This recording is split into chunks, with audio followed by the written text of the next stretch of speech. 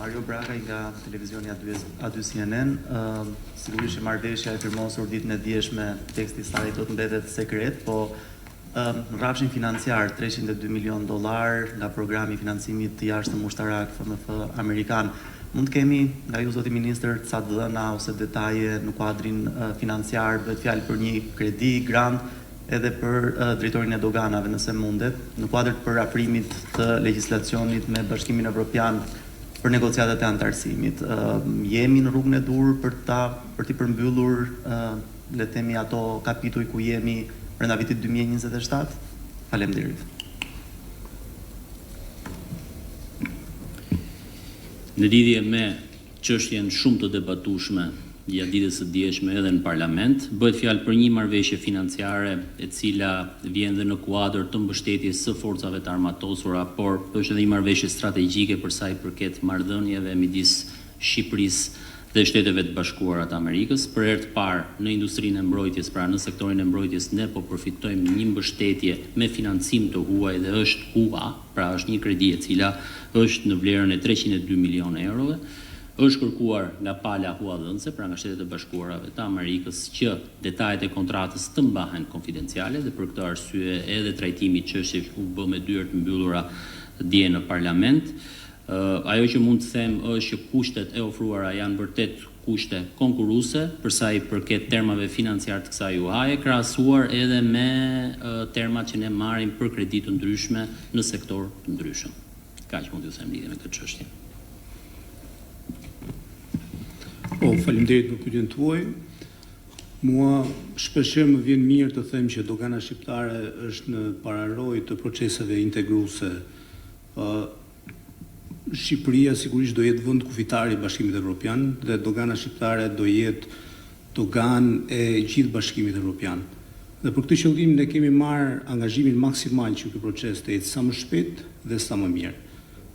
Në kapitullin 29 janë 4 piketat përmbyllëse që duhet për të mbyllur negociatat në këtë kapitull, që lidhet me parafrimin e legjislacionit, sistemet IT-s, forcimin e kapaciteteve institucionale dhe administrative të doganës, si dhe aderimin në protokollin e Organizatës Botërore të Shëndetësisë për eliminimin e tregtisë palishme të produkteve duhanit. Kjo e fundit është kryer si proces, ndërkohë se takon parafrimit legjislacionit, siç e vuajnë duke dhe ministri, është bërë parafrimi plot i kodit doganor, është dërguar shërbimeve të Bashkimit Evropian, cilat presim dakordsinë përfundimtare me qëllim që brenda muajit shtator të miratohet nga kuvendi. Po ashtu janë hartuar dhe aktet e tjera në ligjore në zbatim të kodit doganor të parafruar tashmë dhe me të miratuar kodin doganor do miratohen dhe dispozitat zbatuese të kodit doganor që bëjnë në këtë mënyrë parafrimin e plot të gjithë legjislacionit doganor me legjislacionin në Bashkimin Evropian. Pra kjo piket konsiderohet brenda fatit e përmbyllur. Po ashtu sa i takon sistemet e teknologjisë informacionit, lejoni të bëjmë dije që jemi në hapa të mirë për të parafruar dhe plotësuar plotësisht sistemet e doganës shqiptare me sistemet e Bashkimit Evropian. Dogana shqiptare në fund të ditës është sistem. Pra çdo procedurë doganore që ne kryejmë nëpërmjet sistemeve digjitale. Dhe për këtë qëllim ne kemi nënshkruar tashmë një marrëveshje me UNCTAD-in, që është organizmi i Kombeve të Bashkuara, për të fuqizuar ose implementuar sistemin e ri të doganës shqiptare. Dhe sistemi i ri i doganës shqiptare jo vetëm që do jetë i parafruar plotësisht me sistemet e Bashkimit Evropian, jo vetëm që do jetë një sistem që do të mundsoj, pra do ketë një teknologji shumë të ndryshme se ajo që përdoret aktualisht, por siç e kam thënë më parë, do jetë një sistem që do ketë në bazë inteligjencën artificiale, që do mundemi në vlerësimin e riskut, në klasifikimin tarifor, por edhe në vlerësimin e vlerës doganore të pagushme, të përdorë inteligjencën artificiale për të kryer këto lloj analizash. Pra ne kemi planifikuar që brenda dhjetorit të këtij viti të mund të implementojmë modulin e parë të sistemit të ri, pra më parë ne përdorim ASICUD-ën, tashmë ai që quhet ASI5, ASI5, sistemi i ri i administratës doganore, do mundemi që brenda dhjetorit të përdorim paktën për modulin e eksporteve. Dhe brenda vitit 2027 të kemi të implementuar pjesën më të madhe të sistemit, cilat të gjitha sistemet sipas planit që kemi bërë të administratës doganore duhen përmbyllur brenda vitit 2030. por po ecim me një ritëm më të shpejtë se ai që ne kemi parashikuar. Edhe sa I takon kapaciteteve administrative dhe operacionale të administratës doganore, besoj që jemi një rrugë shumë të mbarë. Në mars të këtij viti patëm një mision monitorues nga vendet anëtare të Bashkimit Evropian, si edhe nga Komisioni, për të kuptuar rastësinë e administratës doganore shqiptare për ju përgjigjur qoftë zbatimit legjislacionit të BE-s, po qoftë edhe aftësisë që të jemi, siç thash, pikë fundore dalse ose hyrëse e Bashkimit Evropian, dhe sigurisht raporti ka nota vërtet shumë të mira dhe motivuese. Një nga reformat që po ndërmarrim si administratë doganore që të sigurojmë përmbushjen plotësisht të këtyre rekomandimeve është edhe krijimi një strukture të re për administratën doganore shqiptare. Duam të ndryshojmë filozofinë tashmë të mënyrës si funksionon administrata doganore, të mos jetë vetëm tek trau, pra që çdo procedurë doganimi të kryhet në kufi ose në pikat doganore, por të lehtësojmë maksimalisht procedurat doganore në kufi dhe të kontrollojmë nëpërmjet asaj që quhet a posteriorit ose kontrolli pas zhdoganimit. Pra të forcojmë kapacitetet e administratës që pavarësisht procedurave të zhdoganimit kryer në kufi, të jemi në gjendje pastaj për të kontrolluar se sa mirë dhe sa shpejt dhe nëse I ka kryer në mënyrën e duhur apo jo procedurat e zhdoganimit, edhe pas kontrolleve me a posterior ose pas zhdoganimit. Kështu ulim presionin që mund të ketë që në kufi ose në procedurat e zhdoganimit të ketë evazion ose të ketë shmangje, sepse në çdo rast të jenë të kontrolluar dhe në çdo rast do kemi mundësinë për të siguruar që të përmbushen ose të plotësohen ose të paguhen plotësisht të gjitha detyrimet doganore. Pra, besoj që jemi në një rrugë shumë të mbarë dhe siç e thash, në pararojë të çdo procesi integrues të Shqipërisë. Faleminderit.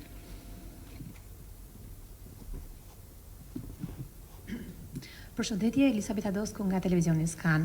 Sa I takon procesit të rivlerësimit, ju tha që të ardhurat janë në 5 miliard lek, po përveç të ardhurash, a vini re të ketë prodhuar efekte të reja në tregun e pasurive, fillimisht u mendua që më shumë prona në treg, rënje të çmimeve, por duket që në perceptimin ton të paktën nuk ka, por duam dhe përgjigjen tuaj në këtë drejtim. Dhe tjetra, sa I takon aktit normativ të miratuar së fundmi, 6 miliard lek shkojnë për infrastrukturën dhe për projektet prioritare. Kemi specifikim projekteve që do të marrin këto para për të financuar tek akti normativ që kaluat së fundmi? 6 miliard lek do të shkonin për infrastrukturën, po nuk ishin përcaktuara projektet që do të marrin më shumë para. Dhe për zotin Binaj, sa I takon skemës kompensimit të TVSH-s dhe të rimbursimit të divës, duket që ka një hendek midis shumës së kërkuar, fillimisht nga fermerët dhe shumës potenciale për të kompensuar. A është problemi te grumbulluesi që nuk lëshojnë fatura dhe apo monitorohen ata në mënyrë që të zbatojnë siç duhet ligjin dhe fermerët të profitojnë nga kjo procedurë e kompensimit dhe me divën duket më shumë si neglizhencë për të aplikuar apo? Ju falenderoj. Faleminderit për pyetjen. Për sa I përket procesit të rivlerësimit, në fakt procesi ka një ecuri shumë të mirë dhe vetë vlera tregon që ka një interes për sa I përket qytetarëve për të blerë apo për të shitur pronat e tyre, duke përfituar edhe nga norma e reduktuar që ofron ky proces. Fakti që vetëm për 4 muaj kemi realizuar, po themi, të ardhura ajsa që realizuan për gjatë gjithë vitit 2026, tregon në fakt që ka një interes dhe që procesi po hecën në rrugën e dur, që ka pronat cilat duan të, po themi, kalojnë nga një pronar tek një pronar tjetër, dhe besoj që do jetë një nga proceset më të mira që kemi pasur edhe nga proceset e shkuara të rivlerësimit. Vetë shifrat e tregojnë këtë, kështu që nuk shohim që ka një ngjecje për sa I përket tregut imobiliar në Shqipëri, të paktën nga transaksionet që po ndodhin. Për sa I përket vlerës prej 6 miliard lek që ju referuat për investimin, në fakt kjo është një vlerë që ishte alokuar Fondit Shqiptar të Zhvillimit dhe lidhet pjesa dërmuese me një fond pra prej 3 deri në 3.5 miliard lek që do t'i kaloj Fondit Shqiptar të Zhvillimit, po që do jetë në funksion të pushtetit vendor, nëpërmjet një operatori që do të krijohet dhe ky operator do të mundsojë nëpërmjet pajisjeve dhe makinerive që të ofrojë në nivele, pra në bashkitë, shërbime të caktuara, qoftë për sa i përket transportit urban, qoftë për sa i përket nevojave në aspektin e mjeteve të rënda për punime që mund të kryen në pushtetin vendor, për pastrimin e kanalizimeve dhe të ujitjeve e kështu me radhë. Pra pjesa më e madhe e këtij fondi do të kalojë dhe do të jetë në funksion të pushtetit vendor, i cili do të menaxhohet nëpërmjet Fondit Shqiptar të Zhvillimit. Faleminderit. Përshëndetje, në lidhje me pyetjen që bëre për fermerët, pra procesi ka qenë normal. Ne në sistem kemi 100.000 fermerë, po vetëm 10.000 fermerë kanë qenë aktiv me autofaktura, nga vlerësimi që ne kemi aktualisht për potencialin e rimbursimit është rreth 15 milion euro, pak a shumë më njëjti është dhe plani që është bërë pra për këtë gjë, buxheti, pra pak a shumë parashikimi ka qenë i saktë. Ndërkohë që ne jemi duke punuar me intensitet për informimin e fermerëve, për edukimin e tyre, jemi duke organizuar trajnime në shumë qarqe të vendit, pra filluam në Lushnjë me që numri i aplikimeve në Lushnjë në një firë ishte shumë i lartë, pra shkonte rreth 1500, pastaj sot jemi në Shkodër, do jemi në Berat, në Korçë kështu me radhë, pra për të dëgjuar problemet e fermerëve dhe pastaj edhe për të informuar si bëhet aplikimi. Aplikimi shumë i thjeshtë, pra mund ta bësh në iPad, në telefon, nuk ke nevojë fare as për letër, as për shkresa, zgjedh fatura dhe ajo kalon drejt për drejt në sistemin tonë. Probleme kanë qenë të vogla, pra problemi informimi, nga ana tjetër duhet dhe një updatim i kodeve NACE që kanë grumbulluese, se shpesh grumbulluesit kanë disa objekte veprimtaria dhe në sistemin tonë ai mund të dalë si ndërtues, ndërkohë që realisht është grumbullues dhe mund të qenë ndërtues vite më përpara, pra duhen bërë dhe updatime të kodeve NACE në mënyrë që këta pastaj të shikohen nga sistemi si grumbullues dhe pastaj të dalin dhe faturat fermerëve. Procesi ka qenë i thjeshtë, deri tash ne kemi rreth 2400 fermerë që kanë aplikuar. Shuma e kërkesës së tyre është pak a shumë ajo që tha dhe zoti ministër, 5.9 milion euro.